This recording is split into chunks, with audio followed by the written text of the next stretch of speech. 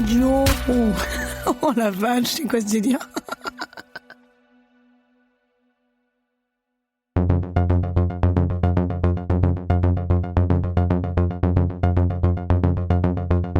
Le lendemain de cette nuit lamentable, je te le laisse. Le garçon au calbut oublié s'est enfin décidé à m'écrire. Toute la journée, j'avais attendu des excuses. J'avais espéré un coup de fil, qu'il me propose un café, qu'il me supplie à genoux de le pardonner. Et en fait, j'ai fini par recevoir un SMS. Un SMS. Le niveau 0 de l'implication. La communication sans prise de risque. L'évitement absolu. L'absence d'empathie. La manœuvre de pleutre. Et le pire, c'est que c'était même pas des excuses. C'était le premier message du roi des ouin-ouin. J'ai passé une merveilleuse soirée. Et je suis désolé d'être parti comme ça. Mais je n'y arrive pas. C'est pas encore suffisamment clair dans ma tête. Tout est confus, mélangé. Et je crois bien que je suis pas encore prêt à lâcher prise. Tu n'y es pour rien au monde. C'est juste le gros bordel dans ma tête. Et j'espère que tu ne m'en voudras pas. T'es une femme fantastique. Et je préfère être franc et honnête avec toi. Je te serre dans mes bras.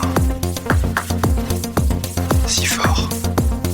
Mais sérieusement, une journée entière pour écrire ça, corriger les fautes d'orthographe. C'est tout ce que je mérite. Un pauvre SMS de merde décevant, je crois que je vais vomir.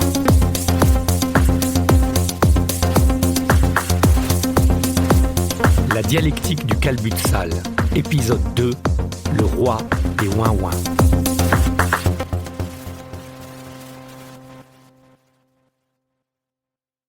Franchement, si c'était pour m'envoyer ça, j'aurais encore préféré qu'il se taise. Qu'il ne me recontacte plus jamais. Et à l'humiliation d'avoir été baisé et abandonné, s'est ajoutée cette autre humiliation.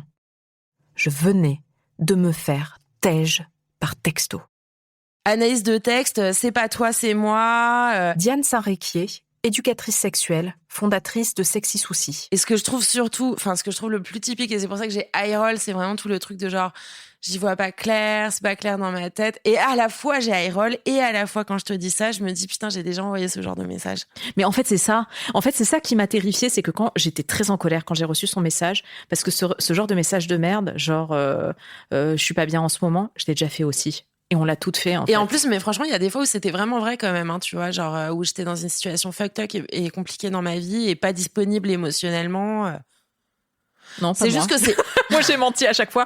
Non, mais je veux dire, c'est une caricature. C'est juste aujourd'hui, que c'est un peu tard. C'est-à-dire qu'en gros, il s'en souvient que après avoir éjaculé, qu'il est pas sûr d'être dispo, quoi. C'est un peu tard pour se poser ces questions-là. Tu vois ce que je veux dire? C'est ça aussi, quoi. Enfin, je trouve qu'il est un peu malhonnête. Suite de l'analyse de texte, je ne suis pas prêt à lâcher prise. Tu n'y es pour rien. Non. Enfin, ça, c'est vraiment le. Tu es une femme fantastique. Et il préfère être honnête avec toi. C'est gentil. C'est charitable ouais. de sa part. Et franchement, je te serre dans mes bras si fort. Je trouve ça vraiment, vraiment mélodramatique et faux cul, quoi. Faux cul. Vraiment faux cul. Et pourquoi il parle pas de son caleçon?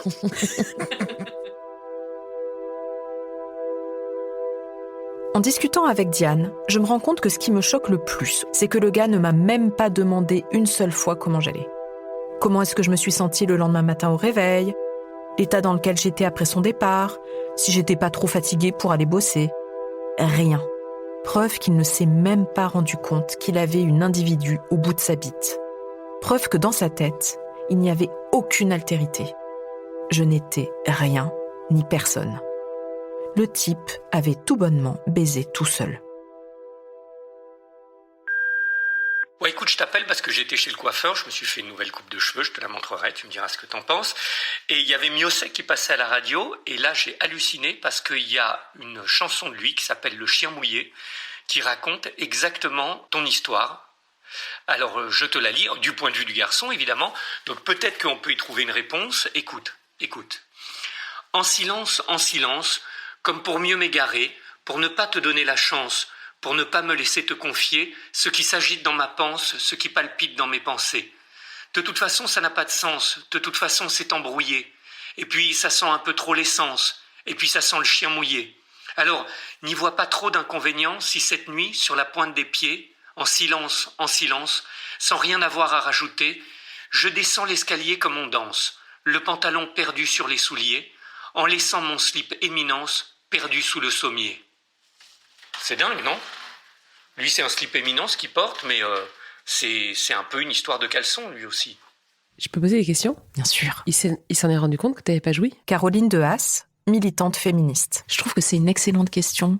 Écoute, c'est bizarre quand même que sa partenaire ne jouisse pas et genre, c'est pas normal. Enfin, je sais pas. Non, je sais pas, on pose la question, non ? Enfin, moi, je suis une partisane du débrief. Je pense qu'il faut débriefer après chaque rapport sexuel pour vérifier que ça a été, que c'était bien et que peut-être qu'on n'a pas joui, c'est pas grave, mais au moins qu'on soit OK sur le fait que c'est pas grave, quoi. Bref, pardon. Donc, il t'a pas posé la question ? Il m'a pas posé la question. Je pense que c'était même pas dans sa sphère de pensée. Je pense qu'il s'est même pas posé la question de savoir si j'avais joui ou pas, en fait. Et donc, je me pose 1000 questions, tu vois. Je me dis pourquoi il a couché avec moi ce soir-là ? Est-ce que je suis un trophée ? Est-ce qu'il y a cette idée de se taper une féministe qui a une parole publique féministe, qui parle des sexualités, de déconstruction des sexualités ? Il n'a pas couché avec la personne la plus neutre quand même sur ces questions-là. Et alors, pourquoi, je vais peut-être poser une question trop intime, hein, mais pourquoi tu as besoin de répondre à toutes ces questions ? En fait, qu'est-ce que tu t'en fous de ces problèmes dans la tête ? Enfin, d'après ce que tu racontes, manifestement, c'est quelqu'un qui, comme je pense, beaucoup d'hommes de sa génération, et je pense malheureusement encore beaucoup d'hommes aujourd'hui, n'ont jamais été outillés à penser les émotions des autres, à exprimer leurs propres émotions et à échanger, en fait, sur les ressentis, les émotions. Et résultat, la conséquence de ça, c'est que cette personne a un comportement que tu décris très bien, complètement en manque d'empathie totale de l'autre. Mais en quoi c'est ton problème, entre guillemets, de savoir ce qu'il a dans la tête ? Tu vois ce que je veux dire ? C'est-à-dire que moi, j'ai un outil que j'utilise depuis plusieurs années, que j'adore, que je donne à tout le monde, c'est le paperboard. Et donc, tu prends une feuille de paperboard, d'accord, vierge, tu traces un trait au milieu, tu vois le trait là au milieu du paperboard ?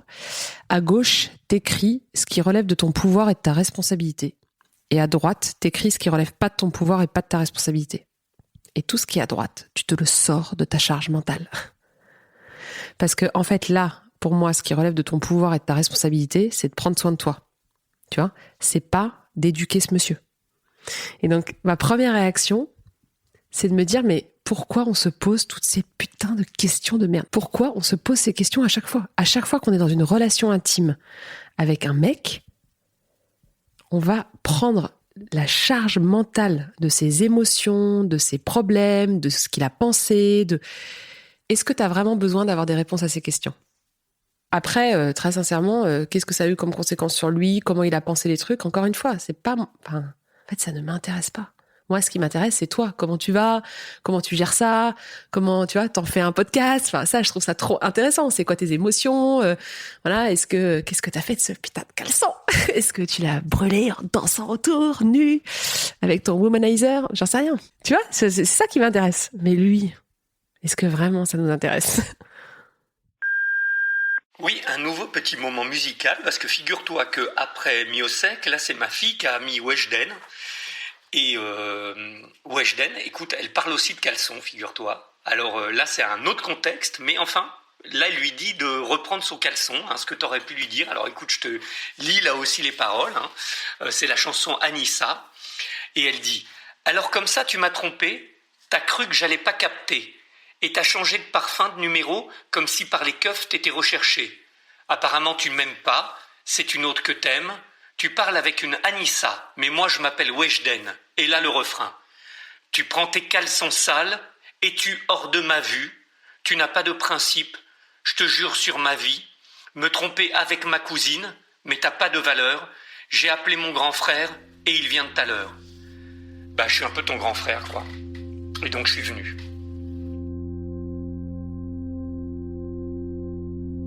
Allô ? Oui, est-ce que tu m'entends mieux là maintenant ? Ah oui, c'est beaucoup mieux. La question que tu vois que je me pose, c'est la question de se faire tège par texto. Ça raconte quoi de notre société, tu vois, en général ? Pour moi, c'est une question quasiment philosophique que tu poses, c'est qu'est-ce que les autres nous doivent ? Maya Mazorette, journaliste et spécialiste des questions de sexualité. Et en fait, à partir du moment où on a couché avec quelqu'un, à quel point ça nous engage ultérieurement. Et il y a des personnes pour qui ça n'engage pas grand-chose. C'est-à-dire que voilà, il s'est passé un truc à ce moment-là, et ensuite, une fois que c'est terminé et je ne te dois rien, et si je veux plus jamais te reparler, eh ben, je te parle plus. De la même manière qu'il faut être deux pour faire la paix et un seul pour faire la guerre, alors pour discuter, il faut qu'il y ait deux personnes qui ont envie de discuter, et quand on veut rompre avec quelqu'un, c'est une décision unilatérale. Mais malheureusement, dès qu'on parle avec quelqu'un, que ce soit par texto ou en réel, alors on ouvre la porte pour que l'autre soit en désaccord avec nous, et ça ne sert à rien. C'est-à-dire qu'une discussion de rupture avec quelqu'un, même si ça peut être l'occasion de, je sais pas, d'expliquer plus gentiment les choses, ou au moins de respecter les règles de politesse, ça ne sert à rien d'autre qu'à perdre du temps et à retourner le couteau dans les plaies. Et je suis pas sûre que ce soit une super idée de faire ça. Et je me demande en fait comment ça se fait que on a établi que la politesse, c'était de se quitter en vrai, en face à face, avec une espèce d'explication qui n'a aucun sens, alors qu'en vrai, cette conversation-là, elle n'a pas lieu d'être. Est-ce que c'est pas quelque part brosser l'ego de la personne qui est en train de se faire quitter, à lui dire non, c'est pas toi, c'est moi, non, toi t'es génial, non, j'ai passé une nuit géniale. C'est un peu comme si on était en train de se faire un cirque dont la fin était déjà écrite. Et que si ça se trouve, ce mec-là, il a vraiment voulu t'épargner un moment inutile où il t'aurait dit des choses que t'as pas besoin d'entendre. Mais j'ai une question indiscrète quand je t'entends là comme ça, mais tu t'es déjà fait tège par texto ? Je me suis jamais fait têche du tout, ma chère amie. C'est peut-être pour ça. Du coup, ça colore un petit peu mon jugement sur ce qui vient d'arriver, mais moi je me suis jamais fait jeter de ma vie parce que c'est toujours moi qui pars. Donc il me manque une expérience fondamentale de l'humanité, j'en ai bien conscience. Et c'est vrai que peut-être que j'ai plus de facilité à me mettre dans ses baskets à lui que dans tes baskets à toi.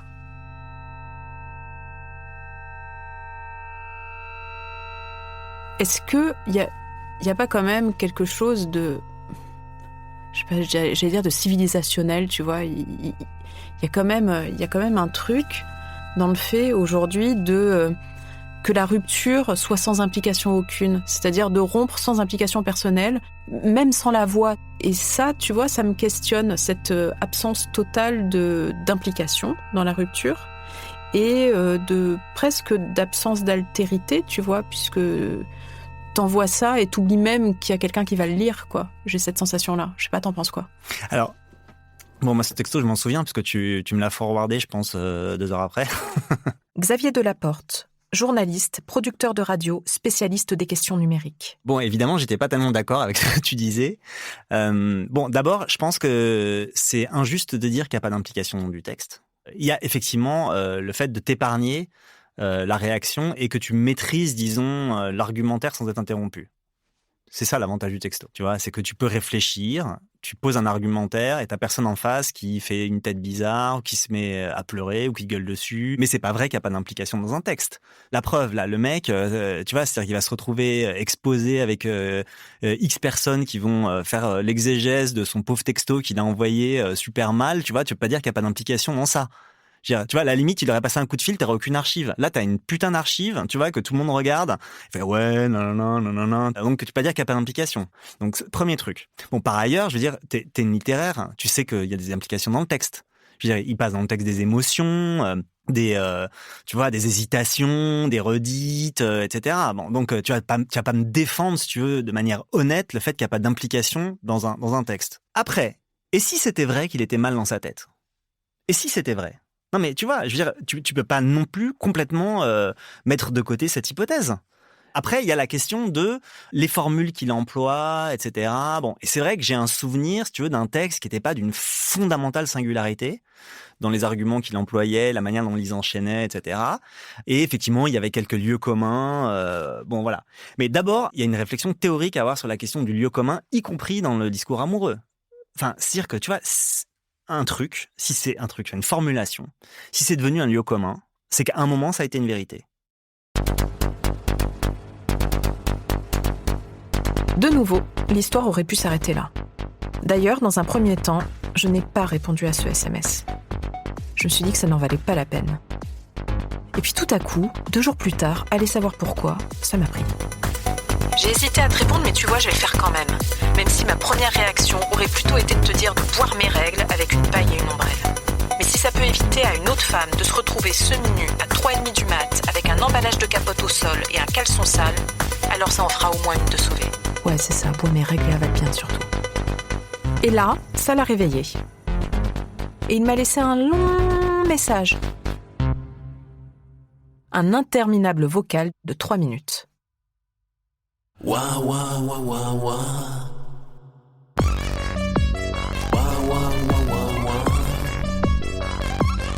Je suis désolé de t'appeler que maintenant. Et je me suis rendu compte à quel point j'avais été un connard en fait. Mais vraiment une sombre merde quoi. Effectivement que j'aille pas bien dans ma tête, ça excuse pas tout. J'ai eu peur. En fait, c'est en découvrant ton message que je me suis rendu compte à quel point ça avait été douloureux pour toi. Et je le supporte assez mal.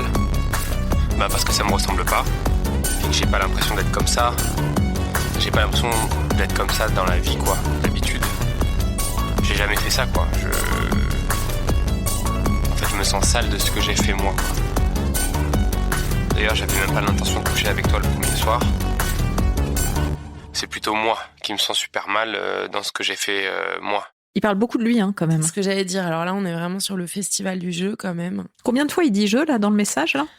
Il dit beaucoup de fois jeu, Alors, je sais pas combien. 1, 2, 3, 4, 5, 6, 7, 8, 9, 10, 11, 12, 13, 15, 16, 17, 18, 19, 22, 23, 24, 25, 26, 27, 28, 29, 30. Et encore, j'ai compté en speed, là. Mais à minima 30. C'est sans compter les mois, machin. Donc, on a un long message sur sa crise d'angoisse / insomnie / j'avais pas du tout prévu de me casser, mais je l'ai quand même fait. J'avais pas du tout prévu de coucher avec toi, mais j'en avais envie, donc je l'ai fait. Je sais pas, c'est incompréhensible. Moi, ce que je comprends pas, c'est pourquoi il s'est pas posé avec toi, en fait. Pourquoi il t'a pas parlé normal? Pourquoi il s'est monté la tête tout seul? Pourquoi cette fermeture de communication, quoi? Il n'a jamais été question que je te traite mal, que je te blesse ou te fasse du mal, mais je l'ai fait. Chloé Delhomme, écrivaine. Et je me sens très très mal. Alors là, dans la série Un passif-agressif, on est quand même chez le tire-li-pimpon sur le chihuahua, faut bien le dire. Et l'autocentrage est incroyable, c'est-à-dire il s'observe et il se plaint, il geint. Enfin, on a affaire à un ouin-ouin de première classe, quoi. C'est assez stupéfiant là quand même. C'est ça, c'est-à-dire qu'il est victime, il reste victime, c'est la victime. Il t'a blessé, du coup il s'en veut et le pauvre souffre. C'est hallucinant, quoi. C'est hallucinant. Parce qu'il y a aussi ceux qui disent, bah oui, je suis un connard et j'avais prévenu parce que voilà, et en même temps ils souffrent d'être des connards parce que les pauvres c'est jamais clair dans leur tête. C'est quelqu'un qui est en incapacité de s'appliquer parce qu'il est trop autocentré et je pense que la teneur des blessures doit pas être très grave dans ce qu'il perturbe, à mon avis. Ça doit être un pauvre garçon qui est perturbé très très facilement. Et c'est assez incroyable, ouais. Cette incapacité à l'empathie, en fait, qui se remanifeste là encore. Ils ont pas envie de s'emmerder, en fait. Et l'envie de pas s'emmerder peut les faire paniquer à l'idée d'être englués dans des emmerdements. Et peut-être qu'il a pris conscience que c'était un début de quelque chose qui s'établissait. Et qu'il a fui ce début de quelque chose parce qu'il voulait pas assumer la relation, de vivre le truc, quoi. Parce que c'est des emmerdements, une relation avec une fille, quoi. Mais je voulais pas qu'il m'épouse, je voulais qu'il me fasse un café le lendemain matin. Oui, mais pour certains, le café équivaut à un engagement. Après, je me demande s'il n'y a pas aussi un durcissement de leur comportement en ce moment, enfin depuis quelques années, en réaction aussi au durcissement féministe qui est en face. C'est-à-dire que t'es pas une petite poupoune, tu vois. Ce qui l'a fait paniquer, c'est peut-être la complexité de ce qui allait se passer, le rapport de force surtout. Le rapport de force.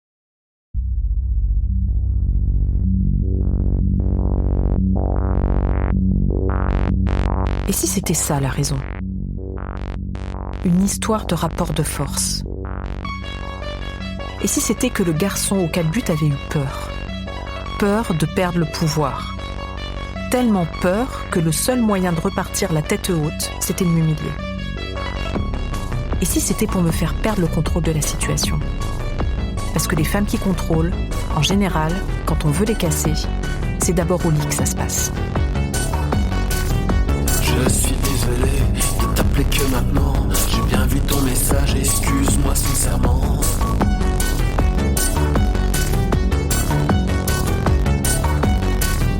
Je me suis rendu compte à quel point j'ai été. Voilà, je t'appelais pour vraiment m'excuser. C'est pas ta faute, c'est pas moi. Je suis vraiment désolé de t'avoir humilié. J'ai pas vraiment compris pourquoi ça s'est passé.